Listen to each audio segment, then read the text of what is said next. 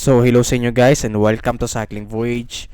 So recently meron akong nakita sa Shopee na isang budget hubs na available. So ang pangalan nito ay Mountain Peak MH6. So ayun, galing sa Mountain Peak at I think ito yung pinakaunang hubs na nirelease ng Mountain Peak, no. Ang tagal na rin nilang kumakampanya sa market ng mga budget hubs, pero ngayon ko lang sila nakitang nag-release ng isang hubs.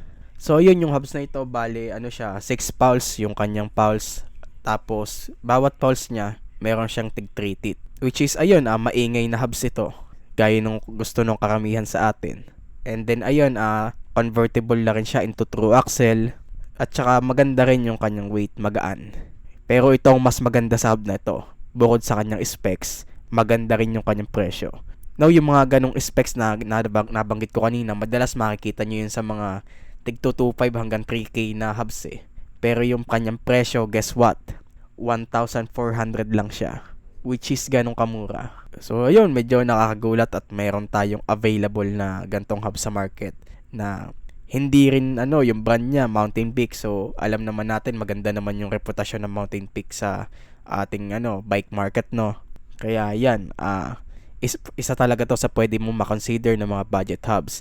And then kung nagtatanong ka naman kung kamusta yung durability, well, sa mga hubs naman kasi, especially yung mga budget hubs, madalas talaga napupuruhan lang talaga dito is yung mga pulse, yung mga ngipin ng pulse.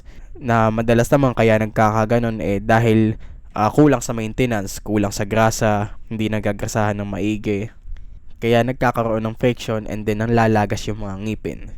And then kahit naman sa medyo may presyo na hubs, ganyan din ang sistema eh. Pero maganda rin pala sa Mountain Peak hubs na ito, meron na rin itong available na pre-hub body kung sakaling masiraan ka. Which is medyo bihira lang, no, sa ibang mga hubs. So ayun, napakaganda, napakasulit ng hubs na ito. And then napakamura pa. So yun, kung interesado kayong bumili, available lang po ito sa Shopee. And please use my link para maka-discount kayo. So gamitin nyo lang po yung link ko dyan sa baba para makakuha kayo ng matindi-tinding discount. So again, yun lang muna. Hanggang doon na lang. This is Cycling Voyage. Goodbye.